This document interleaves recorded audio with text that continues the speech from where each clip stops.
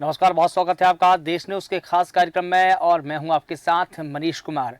केंद्रीय मंत्री अमित शाह की वोटिंग परसेंट को लेकर दी गई चेतावनी का असर यह हुआ कि तीसरे चरण में पिछले लोकसभा चुनाव के बराबर ही वोटिंग हुई है, लेकिन मंत्रियों का जो परफॉर्मेंस रहा है और इस चरण में कमजोर ही रहा है। तीसरे चरण की 9 लोकसभा सीटों पर प्रदेश सरकार के 11 मंत्री आते हैं। इनमें से 8 मंत्री शाह के परफॉर्मेंस पर खरे नहीं उतर पाए हैं। इनके विधानसभा क्षेत्र में हुआ मतदान लोकसभा सीट पर हुए औसत मतदान से बेहद ही कम रहा है और इस बार अच्छा प्रदर्शन करने वाले विधायकों की संख्या में इजाफा हुआ है। 38 बीजेपी विधायकों में से करीब 19 विधायक ऐसे हैं जिनके क्षेत्र में संसदीय सीट के औसत से अधिक वोटिंग हुई है। दरअसल केंद्रीय गृह मंत्री अमित शाह ने दूसरे चरण की वोटिंग से पहले 25 अप्रैल को देर शाम को बीजेपी के प्रदेश दफ्तर में प्रदेश के बड़े नेताओं की एक बैठक ली थी। बैठक में उन्होंने कहा था कि जिन मंत्रियों की विधानसभा क्षेत्र में कम मतदान होगा उनका पद चला जाएगा। बदले में उन विधायकों को मंत्री बनाया जाएगा जिनके क्षेत्र में मतदान प्रतिशत बढ़ेगा। हालांकि अमित शाह ने ये नहीं बताया कि कितने फीसदी कम वोटिंग पर मंत्रियों का पद जा सकता है। जिन मंत्रियों के क्षेत्र में कम वोटिंग हुई है उन्होंने इसके लिए कई सारे कारण गिनाए हैं। वहीं ज्यादा वोटिंग करवाने में कामयाब रहे विधायकों का कहना है कि कार्यकर्ताओं की मेहनत का नतीजा है कि तीसरे चरण के चुनाव में 8 ऐसे मंत्री हैं जिनके क्षेत्र में कम वोटिंग हुई है और जो शाह की चेतावनी के डेंजर जोन में है ऐसे दिखाई देते हैं। और सवाल लेकिन यह है कि क्या इन 8 मंत्रियों के पद जाएंगे और जाएंगे तो कितनी कम वोटिंग में जाएंगे, ये फिलहाल मानक तय नहीं हुआ है। और इस पूरे मुद्दे पर बात करने के लिए हमारे साथ में कुछ मेहमान जुड़े हैं। सबसे पहले मैं अपने मेहमानों का परिचय करा देता हूं, फिर उसके बाद में इस पूरी परिचर्चा को आगे बढ़ाएंगे। कांग्रेस से बात करने के लिए हमारे साथ में केदार सिरोही जी जुड़े हैं। सर, आपका बहुत स्वागत करता हूं। इसके अलावा गुंजन चौकसी जी बीजेपी से अपने पक्ष रखेंगे, थोड़ी ही देर में वो हमको ज्वाइन करेंगी। इसके अलावा शैलेंद्र मिश्रा शैलेश जी भी थोड़ी देर में हमको ज्वाइन करेंगे और वो इस पूरे मुद्दे पर अपनी बात रखेंगे। लेकिन सबसे पहले केदार सिरोही जी, आपके पास में आना चाहूंगा। केंद्रीय गृह मंत्री अमित शाह ने जो टिप्पणी की थी, जो चेतावनी दी थी, उस चेतावनी के अनुसार मध्य प्रदेश के 8 ऐसे मंत्री हैं जिनके ऊपर मंत्री पद की तलवार लटकी हुई, यानी कि उनके मंत्री पद जा सकते हैं। लेकिन क्या ऐसी कार्रवाई अमित शाह करेंगे क्योंकि उनके जो क्षेत्र है उनमें कम वोटिंग हुई है? मनीष, ये तो उनकी पार्टी का इंटरनल मैटर है, इसलिए हम इस पे अधिकृत रूप से नहीं कह सकते हैं कि जाना है नहीं जाना चाहिए। पर ये विषय बड़ा सेंसिटिव है, इस पे चर्चा जरूर होनी चाहिए। देखिए, भारतीय जनता पार्टी पे हमारा जो आरोप रहा, इसका जो आरोप रहा, वो ये रहा कि 2 लोगों की पार्टी है और इस पार्टी में तानाशाही संविधान नाम की कोई चीज नहीं है। अगर ये सब कुछ चीजें होती तो अमित शाह जी को आकर ये कहने की जरूरत तो नहीं पड़ती कि भाई आपका वोटिंग परसेंटेज कम हुआ तो मैं हटा दूंगा। मतलब इसमें 2 चीजें निकल के आई है, एक तो तानाशाही, तो दूसरी जो निकल के आई है वो ये निकल के आई है कि यहाँ पर भारतीय जनता पार्टी अपना चुनाव लूज कर रही है। देखिए, आज भारत में लोग को क्या चाहिए? वोट परसेंटेज क्यों नहीं बढ़ा? भाई, आप 10 साल से सरकार की योजनाएं इतनी अच्छी नहीं रही, लोगों में निराशा है। आपका खुद का वोटर नहीं निकला जब आप 370 का पर बूथ पे लाते हो, 68% बूथ की बात, मतदान लेने की बात करते हो, त्रिदेव बनाते हो, पन्ना प्रभारी बनते हो, परिवार का मुखिया बनाते हो, सुबह 6 बजे उठ के आप लोगों को निकालने की बात करते हो। तमाम तरह का पैसा, पुलिस प्रशासन और आपका जमीनी संगठन, उसके बाद अगर ये आ रहा है तो ये आपकी उस पर निराशा है। भाई, जो गांव में बूथ का एजेंट होता है ना, जो कांग्रेस का वोटर उसको निकालने नहीं जाएगा। मैं प्रैक्टिकल बात कर रहा हूँ सर, कोई थ्योरी वाली बात नहीं कर रहा हूँ। उसको मालूम है इनको अगर निकालूंगा और ले गया तो ये कांग्रेस में वोट दे देंगे, तो इनके लोग उन्हीं को निकालने जाते हैं जो इनके वोट होते हैं। वो वोटर निकला नहीं। सर, सवाल ये है, इस देश में मंत्री पद जाना चाहिए करप्शन पर, इस देश में मंत्री पद जाना चाहिए आरोप पर आप देखिए कि तो जिनको महिला पहलवानों ने आरोप लगाया उनके घर टिकट दे दी। बिल्कुल वो जो वहां के यूपी के जिनके बेटे ने किसानों के ऊपर अजय मिश्रा टेनी की बात कर रहे हैं आप? अजय मिश्रा टेनी का ही नाम ले रहा हूं मैं। अजय मिश्रा टेनी के बेटे खुद को टिकट दे दी और उसको जिताने का बाकायदा वादा करके आए। लेकिन ये भी तो बीजेपी का इंटरनल मैटर ही रहा ना सर, वो किसको टिकट दे रहे हैं किसको नहीं दे रहा है, ये भी तो उनका आंतरिक मामला। जिस प्रकार से आपने ये टिप्पणी की, कि कार्रवाई करना या नहीं करना ये बीजेपी का आंतरिक मामला है, तो किसको टिकट देना है या नहीं देना ये भी तो बीजेपी का आंतरिक मामला ही रहा ना सर। मैंने पहले ही बोला कि ये भारतीय जनता पार्टी का इंटरनल मैटर, हमको बोलना नहीं, पर जो नैतिक मुद्दे उस पर तो बोलना पड़ेगा। उसी का परिणाम है आज हरियाणा और पंजाब में वेस्ट यूपी में भारतीय जनता पार्टी के लोगों को घुसने नहीं दिया जा रहा। एक नहीं 50-50, 60-60 वीडियो पर डे आ रहे हैं। भारतीय जनता पार्टी के लोग ये ट्रांसपेरेंट मैनर में किसी से भी बात कर लीजिए, तो परिणाम यही हुए। जब आप इस तरह का करोगे, जब आपकी नीति दोहरी होगी, तो ये परिणाम आएंगे। मुझे उम्मीद है कि वो जो मंत्री हैं वो उनको बख्शा जाएगा। बिल्कुल ठीक है। गुंजन चौक से सवाल लेते हैं। गुंजन जी, अमित शाह जी ने जो टिप्पणी की थी, जो चेतावनी दी थी, उसमें से 8 ऐसे मंत्री हैं जो कि डेंजर जोन में है, लेकिन 3 ऐसे हैं जो सेफ है। क्या कहेंगे आप, उनका मंत्री पद जाएगा? देखिए, सर्वप्रथम तो मैं पूरी बात नहीं सुन पाई थी केदार जी की, बट जितनी बात सुन पाई उसमें बहुत आश्चर्यचकित लगा मुझे। नहीं, शुरुआत में केदार जी ने, गुंजन जी, ये कहा था कि ये उनकी पार्टी का आंतरिक मामला है, वो चाहे तो कार्रवाई करे, वो चाहे तो कार्रवाई ना करे। उसके बाद में उन्होंने फिर आरोप लगाए थे। अब आप अपनी बात रखें। मैं वही कह रही हूँ कि जिस तरीके के आरोप की वो बात कर रहे हैं कि बूथ के आप लोगों तक गए, कार्यकर्ता ये लोग लेके गए, ये निकाल के नहीं आए, तो उनकी बात बड़ी हास्यप्रद भी है और आश्चर्यचकित भी है।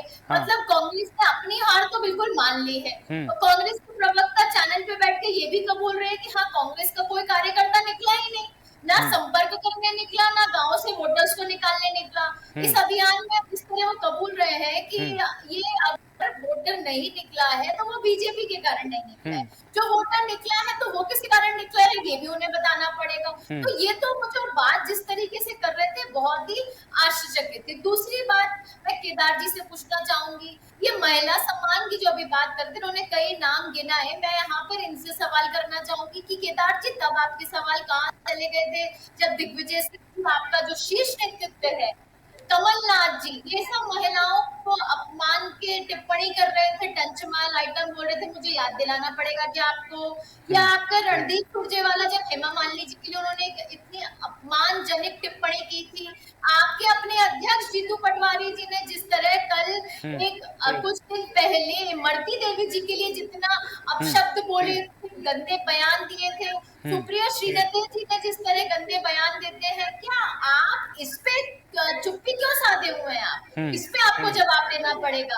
आप सिर्फ आरोप प्रत्यारोप के घेरे में लगे रहते हैं, और अभी जहाँ महिला सम्मान और महिला अपमान की बात हो रही है, केदार जी के चेहरे पर इतनी बड़ी मुस्कुराहट है, ये मुस्कुराहट दिखाती है कि महिलाओं का कितना कांग्रेस की पार्टी सम्मान करती है और महिलाओं की क्या इज्जत करती है। आप देखिए, मेरा सवाल यहाँ महिला सम्मान और अपमान से था, इनको हंसी आ रही है, लेकिन गुंजन जी, मेरा सवाल आपसे, गुंजन जी, जो आपने पूरी टिप्पणी की है वो मेरे सवाल से बिल्कुल हटके की है। मैंने सवाल ये किया था कि आप मनीष जी, ये इसलिए जरूरी था क्योंकि इन्होंने इस मुद्दे को उठाया है। अब मेरे मूल सवाल पे आ जाते हैं गुंजन जी, मैंने जो पूछा है आपसे उस मूल सवाल पर आ जाते हैं। मैंने जो पूछा था आपसे कि मैंने जो आपसे पूछा था कि अमित शाह जी ने जो चेतावनी दी थी मध्य प्रदेश के जो मंत्रियों को, नेताओं को, उनकी चेतावनी पर, उनकी टेस्टिंग पर वो खरे नहीं उतर पाए हैं, तो क्या उन पर कार्रवाई होगी? होगी तो उसके मानक क्या होंगे? देखिए, ये आपको लगता है ना खरे नहीं उतर पाए, कितने खरे उतरे कितने खरे नहीं उतरे 4 जून का फैसला दिखाएगा। जनता वोट प्रतिशत की बात थी, वो तो मतगणना होगी तो जनता का मत सामने आएगा। बात अभी वोट प्रतिशत की है। वोट प्रतिशत में भी जितना कार्यकर्ताओं ने काम किया है, ठीक है, पर वो चाहे वो जनता निकली है, वोट प्रतिशत में बढ़ोतरी हुई है। पहले 2 चरण और तीसरे चरण की अगर हम तुलना करें तो बिल्कुल बढ़ोतरी हुई है। ये जितने मतदाता अपने घरों से निकले हैं, उन सब ने अपने अधिकारों का जो प्रयोग किया है वो मोदी सरकार के लिए किया है, वो भारतीय जनता पार्टी के लिए विश्वास है। दूसरे चरण और तीसरे चरण की कुल 21 सीटों पर जो वोटिंग परसेंट अगर देखें, गुंजन जी एक छोटी टिप्पणी, दूसरे चरण और तीसरे चरण की कुल 21 सीटों पर जो वोटिंग का अगर परसेंट देखें तो 2019 में हुए वोटिंग परसेंट के मुकाबले में 5.66% कम रहा है। आंकड़ा थोड़ा मेरे पास भी है, इसलिए मैं आपको बताना चाहता हूँ। ठीक है, हमारे पास में शैलेंद्र मिश्रा शैली जी भी हमारे साथ में जुड़ गए हैं, स्टूडियो में है। सर, आपका बहुत स्वागत करता हूं मैं देश न्यूज़ में। आपसे भी यही जानना चाहता हूं कि जिस प्रकार से मध्य प्रदेश सरकार के जिन मंत्रियों, नेताओं और विधायकों को चेतावनी दी गई थी अमित शाह जी के द्वारा कि अगर आपका परसेंटेज वो परफॉर्मेंस आपकी विधानसभा क्षेत्रों में अगर ठीक ठाक नहीं रहा तो मंत्री पद चले जाएंगे, और उन्होंने ये भी कहा था कि जिन विधायकों का परफॉर्मेंस ठीक रहेगा शायद उनको नई जिम्मेदारी मिल जाए। लेकिन 11 या 8 मंत्री ऐसे हैं जिन्होंने परफॉर्मेंस ठीक नहीं किया है या उनकी विधानसभा क्षेत्रों में कम वोटिंग हुई है। अब सवाल यह है कि क्या इन मंत्रियों पर कार्रवाई होगी? देखिए मनीष जी, ये तो भारतीय जनता पार्टी के वरिष्ठ नेता हैं अमित शाह जी। उन्होंने जिस प्रकार से चेतावनी दी थी तो उस हिसाब से तो ऐसा लग रहा था कि जो सारे लोग हैं वो वोटिंग के प्रति अपना कर्तव्य और बढ़ाएंगे, जो राजनेता हैं। लेकिन जिस प्रकार का वोटिंग परसेंटेज आया है उसमें दो बातें स्पष्ट हैं जिसकी हमने पूर्व में भी चर्चा की थी। एक तो गर्मी बहुत बड़ा कारण है, बिल्कुल माफ कीजिएगा, बिल्कुल बिल्कुल। दूसरा, जो वोटरों के मन में जो निराशा है वो भी एक बड़ा कारण है। लेकिन अब जो वोटों के मन में जो निराशा है उसका लाभ विपक्ष कितना ले पाया ये 4 जून को मालूम पड़ेगा। बिल्कुल। दरअसल मध्य प्रदेश में पिछले 18.5 वर्षों से अधिक समय से भारतीय जनता पार्टी की सरकार है और 2023 के चुनावों में भी एक बड़ा मैंडेट जो है भारतीय जनता पार्टी को मिला है। बिल्कुल। इन सब के बावजूद अगर लोगों के मन में निराशा है और नरेंद्र मोदी जी के प्रति जो लोकप्रियता देश भर में बढ़ी है उसके बावजूद अगर वोटिंग कम हो रही है तो ये चिंता का विषय है। कहीं ना कहीं इसमें चुनाव आयोग की भी मैं विफलता मानता हूं कि उनके प्रचार प्रसार के जो संसाधन थे और लोगों को जागरूक करने के जो संसाधन थे उनका भरपूर उपयोग नहीं हुआ। एक बड़ा कारण है कि मतदाताओं को जो पर्चियां पहुंचती थी उनके घर पे, इस बार बीएलओज ने, हमने देखा है हमारे भोपाल में कई मामले सामने आए हैं, उसमें मैं व्यक्तिगत रूप से मैं भी पीड़ित हूँ, हमारा भी घर मेन रोड पे आता है। बिल्कुल। लेकिन हमारी भी पर्ची नहीं पहुंची। बिल्कुल। दरअसल देखिए, मतदाता का कर्तव्य है कि वो मतदान करने जाए, भले उसको पर्ची आए या ना आए, उसे कोई पॉलिटिकल पार्टी अप्रोच करे ना करे, लेकिन क्योंकि ये जब सुविधाएं हैं और इन पर बहुत भारी भरकम पैसा खर्च किया जाता है प्रचार प्रसार के नाम पे। अभी हमने देखा एक बयान आया था कि जो मतदान वाला जो दिन रहेगा उस दिन लोगों को वहाँ पे ठंडा पानी की व्यवस्था रहेगी, शरबत की व्यवस्था रहेगी, छाछ की व्यवस्था रहेगी, जो पोलिंग पार्टी के जो लोग हैं उनको सारी व्यवस्थाएं रहेंगी। तो मैं तो जब मतदान करने गया था अभी, तो मुझे तो वहाँ कोई ऐसी व्यवस्था नजर नहीं आई मेरे क्षेत्र में। तो ये कुछ एक बड़े कारण है और अमित शाह जी ने अगर देखिए कहा है तो निश्चित ही भारतीय जनता पार्टी के लिए चिंता का विषय है, खासकर उन नेताओं के लिए जिनके क्षेत्र में मतदान कम हुआ है। क्योंकि अमित शाह जी और नरेंद्र मोदी जी की एक खासियत है, अगर वो लोग कोई बात कहते हैं तो उसको मुकाम तक लेके जाते हैं। तो ये अभी चिंता का विषय है क्योंकि नई नई सरकार 2023 के दिसंबर माह में मध्य प्रदेश में बनी है जिसका नेतृत्व डॉक्टर मोहन यादव कर रहे हैं। और जैसा कि आप हम सब मीडिया के लोगों को मालूम है कि कई लोगों को अभेदान दिया गया है मंत्री पद के मामले में। बिल्कुल। तो खासकर ऐसे कुछ लोग हैं जिन पर तलवार लटकी हुई है। बिल्कुल। और सूत्र तो ये बताते हैं सर कि जो जिम्मेदारी थी वो मुख्यमंत्री डॉक्टर मोहन यादव को दी गई थी। उनको कहा गया था कि जो बड़े नेता हैं उनको कॉल करेंगे, फिर वो अपने स्तर के लोगों को कॉल करेंगे और फिर वो बूथों में जाकर कॉल करेंगे। इसी प्रकार से वीडी शर्मा जी को भी जिम्मेदारी दी गई थी और इस प्रकार से सभी जो प्रदेश स्तर के बड़े नेता हैं उनको भी जिम्मेदारी दी गई थी। लेकिन फिर भी कम वोटिंग हुई। कहीं ना कहीं हम देखें कि चुनाव आयोग की भी इसमें कमी देखी जा सकती है। एक और चीज़ आपने ठीक कही कि पर्ची नहीं पहुंच पाई है। मैं भी इससे पीड़ित हूँ। मेरी जो पोलिंग बूथ है, जो मेरा गांव पड़ता है, वहाँ नहीं पहुंच पाई है। आप तो यहाँ पर राजधानी भोपाल में बैठे हैं, इसके बावजूद नहीं पहुंची। लेकिन मेरा जो गांव है वो बहुत दूर है, वो लगभग शहरी इलाके से लगभग 30-40 किलोमीटर दूर है। वहाँ की तो हम कल्पना ही नहीं कर सकते। तो ये कहीं ना कहीं चुनाव आयोग की वीक पॉइंट रहा है जिसको सुधार करना होगा। और जो पानी की व्यवस्था थी, टेंट की व्यवस्था थी और जो व्यवस्था थी वो 2-3 ही केंद्रों पर देखने को मिली है। ग्रामीण इलाकों में तो ये भी नहीं थी बिल्कुल। तो ये भी कहीं ना कहीं आपने सही कहा। मैं लौट करके केदार जी आपके पास में आना चाहता हूँ। आप कुछ इस मामले पर कह रहे थे, क्या कुछ टिप्पणी थी आपकी? छोटी बहन और ये मुझसे रोज लड़ती है और जबरदस्त लड़ती है जी। और भारतीय जनता पार्टी में ये खासियत है कि ट्रेंड करके भेजा जाता है कि कभी मुद्दों पे बात नहीं करना। जब मुद्दा आता है तो उसके सामने चेहरा दूसरा खड़ा कर दो।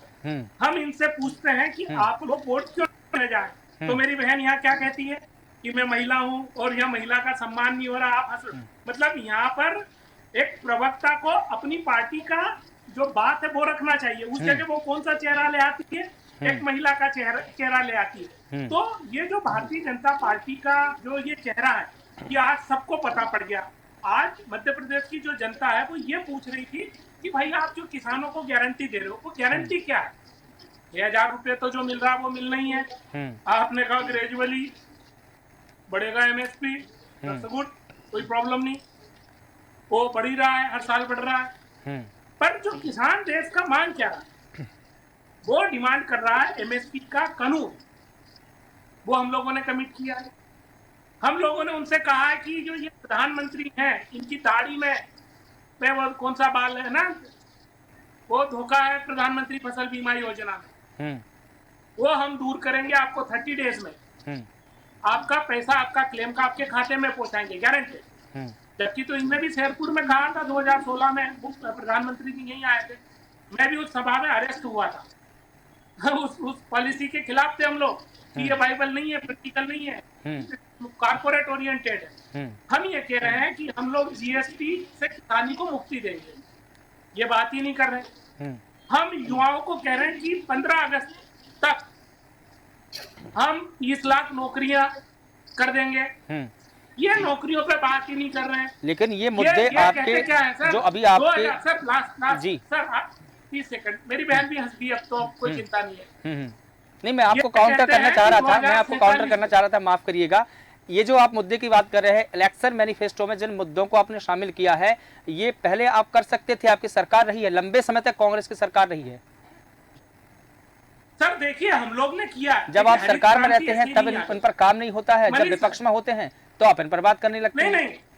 नहीं, आप ये बताइए, हरित क्रांति ऐसे ही आ गई क्या? दूध क्रांति ऐसे ही आ गई क्या? जिला स्तर पर अस्पताल, कृषि विभाग, पुलिस, लेकिन सरकार विकास से काम नहीं करेगी तो सरकार करेगी क्या? आपका काम था, सरकार का काम था ये काम करना, और डेवलपमेंट का काम सरकार नहीं करेगी तो कौन करेगी? ये हमारा काम था, उसी का परिणाम है कि अभी हमारा जो मैनिफेस्टो 90 लाख लोगों ने हमारी वेबसाइट से डाउनलोड किया है। ये आज की तारीख में अगर ट्रांसपेरेंट तरीके से अगर देखा जाए तो भारतीय जनता पार्टी के मैनिफेस्टो से कांग्रेस का जो मैनिफेस्टो है वो लॉजिकल है, प्रैक्टिकल है और प्रॉब्लम रिजॉल्विंग है। आज देखिए, भारतीय जनता पार्टी 47 का कह रही है, हम 47 में विजन डॉक्यूमेंट्री दिया है 47 के लिए। सर 2016-17 में किसानों को आय दुगनी करने का दिया था, वो आय सर कमजोर हो गई है। ठीक है, गुंजन चौकसी से ले लेते हैं सवाल इस पे। मालूम है, किसानों को मालूम है कि भारतीय जनता पार्टी जो वादा करती है वो वादे के उल्टा ही काम करती है। लेकिन जो वादे उन्होंने किए थे वो पूरे तो किए। कई मुद्दों पर अगर मैं आपको बोलूं कि राम मंदिर का मुद्दा हो, चाहे धारा 370 का मुद्दा, तमाम कोर्ट ने किया, और पहल किसने की? बताइए आप। ठीक है, गुंजन चौकसी जी, जो काम आपकी पार्टी ने किए हैं वो बता रहे हैं, ये काम कोर्ट ने किया है, क्या जवाब देंगे आप? मनीष जी, मैं वही कहना चाह रही हूँ। अभी मैं 370 की बात करती, राम मंदिर की बात करती, तो केदार जी कहते हैं कि मुद्दों पर गुंजन जी बात नहीं करती है। नहीं, उन्होंने इलेक्शन मैनिफेस्टो की तुलना की है, आपके इलेक्शन मैनिफेस्टो की और उनके इलेक्शन मैनिफेस्टो की तुलना की है। आपका इलेक्शन मैनिफेस्टो कितना स्ट्रॉन्ग है और कितना वीक है, और उनका इलेक्शन मैनिफेस्टो कितना स्ट्रॉन्ग और वीक है, बताइए। केदार जी के लिए ये मुद्दे नहीं है। पहले तो मैं इनकी बात का खंडन करूंगी और फिर मैं इन्हें बताऊंगी कि क्या भारतीय जनता पार्टी की सरकार ने 10 वर्षों में करके दिखाया है नरेंद्र मोदी जी के नेतृत्व में, जो इनकी सरकार ने 55 वर्षों तक नहीं करके आए थे। लेकिन पहले मैं खंडन करूंगी, इन्होंने जिस तरह महिलाओं की बात छेड़ी थी, इन्होंने शुरुआत की थी महिलाओं की, इन्होंने प्रतिनिधियों का नाम लिया था, लेकिन जब मैंने महिलाओं के बात में खंडन किया तो इन्हें तकलीफ हो गई। इनका कहना है मैं तो ये चाह रहा था कि वो जो कम वोटिंग विरोधी जो चेहरा है, हाँ। ये बार बार अपना सामने लेकर आता है, और अगर कोई महिला बोलती है तो इन्हें देखिए तकलीफ कितनी होती है। मैं तो ये चाह रहा था गुंजन जी कि कम वोटिंग प्रतिशत हुई है, उस पर हम चिंता जाहिर करें, उस पर हम बात करें, लेकिन मुद्दा फिर डाइवर्ट कर दिया गया। मुद्दे पे बात करूंगी, बिल्कुल मुद्दे पे बात करने के लिए भाजपा से नहीं आता। कांग्रेस को अब बर्दाश्त नहीं करेंगे कि आए और कुछ भी कह के किसी को चले जाए, ये बर्दाश्त नहीं। ठीक है, अब हम मुद्दे पर आते हैं। ठीक है गुंजन जी, अब मुद्दे पर आते हैं हम। गुंजन जी, मैनिफेस्टो की बात की, हाँ, मैं उसी पे आ रही हूँ, मुझे आप 2 मिनट दीजिए विदाउट इंटरप्शन प्लीज। अब मैनिफेस्टो की बात करते हैं, 10 वर्षों में क्या किया मैंने बताती हूँ, अगर इसका इनके पास एक भी जवाब हो तो ये मुझे दे, मैं बिल्कुल सुनूंगी। जो भारत की अर्थव्यवस्था 14वें, 11वें, 15वें नंबर पर रहती थी, उसके मात्र 10 वर्षों में 5वें नंबर पर लेके आने वाले कौन थे? नरेंद्र मोदी जी की सरकार थी, भारतीय जनता पार्टी की सरकार है। कश्मीर जहां पे सिर्फ और सिर्फ टेररिज्म के नाम से जो डरती थी जनता जाने में, आज उस कश्मीर को मुख्य धारा में 370 हटाकर लाने वाले कौन है? ठीक है और गुंजन जी, टूरिज्म ये की सरकार के तरफ काम जाने थे, वाले सरकार ने मोदी किए। सरकार है। ये सरकार के काम थे, सरकार ने किए।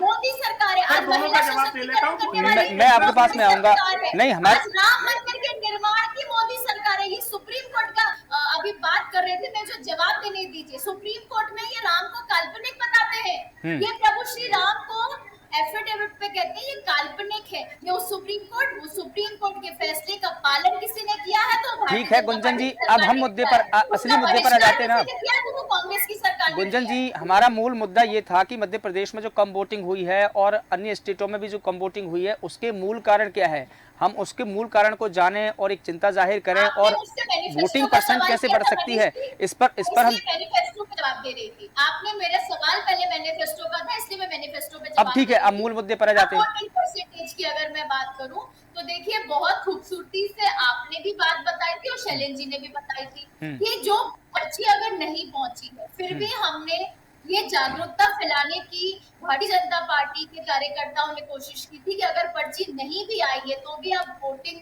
बूथ पर जाएं और वहां पर अपने मत का अधिकारों का इस्तेमाल जरूर करें। देखिए कुछ कारण हो सकते हैं, गर्मी भी एक कारण हो सकती है, शादियों का सीजन एक कारण हो सकता है, और जितना मैंने कहा जो परसेंटेज में आप कमी बता रहे हैं वो उतनी कमी नहीं है, क्योंकि जिस तरह दूसरे चरण में आपने फर्क देखा है उस फर्क से दिख रहा है कि जनता जागरूक हुई है, जनता ने घर से निकलकर वोटिंग की है। और देखिए वन साइडेड वोटिंग है ये। भारतीय जनता पार्टी का जो कार्यकर्ता है वो जनता को जागरूक करके बूथ तक लेकर आया है। लेकिन जैसा कि शैलेंद्र मिश्रा जी ने कहा कि कहीं ना कहीं मतदाताओं के मन में उदासी रही, तो क्यों रही ये उदासी? क्या ये सत्ता पक्ष के लिए उदासी थी या विपक्ष के लिए उदासी थी, किसके लिए थी? गुंजन जी एक अंतिम टिप्पणी, गुंजन जी एक टिप्पणी आपसे चाहूंगा, गुंजन जी एक टिप्पणी चाहूंगा। जिस प्रकार से शैलेंद्र मिश्रा जी ने कहा कि कहीं ना कहीं मतदाताओं के मन में मायूसी रही, किसके लिए मायूसी थी, सत्ता पक्ष के लिए, विपक्ष के लिए? देखिए वो तो जनता जानती और आप भी जानते, मायूसी किसके लिए होगी? उसके लिए होगी जिसने काम नहीं किया, जिसने अपनी सिर्फ कुर्सी को सेका है, अपनी सत्ता को बनाया है, अपने बच्चों को बचाया है, अपने परिवार को बढ़ाया है, और ये कोई और नहीं हो सकता, सिर्फ कांग्रेस हो सकती है। ठीक है, शैलेंद्र मिश्रा सर से सवाल ले लेते हैं। शैलेंद्र मिश्रा सर से के नाम पे, जाति के नाम पे और रंगों के नाम पे अब जवाब दें इनके सैम अंकल जो रंगों के इस्तीफा दे दिया उन्होंने कल, उन्होंने नहीं, देश भर ने इस बात की निंदा की, जो चमड़ी के आधार पर उन्होंने जो रंगभेदी टिप्पणी की थी, देश भर ने निंदा की उसकी, और उन्होंने कांग्रेस और इस्तीफा दिया उन्होंने। अब मुद्दा हमारा सैम पित्रोदा हमारा मुद्दा नहीं है। सर मनीष जी इनके राज्यसभा सांसद से पूछिए, जो पंजन के जो संपादक थे वो बताए ना, उन्होंने है, थोड़ा नॉलेज बढ़ाओ। ठीक है गुंजन जी, ठीक है। ने क्या कहा था, भारतीयों के ऊपर क्या कहा था, जो पांचन ने आपका उनके संपादक रहे उन्होंने क्या कहा था?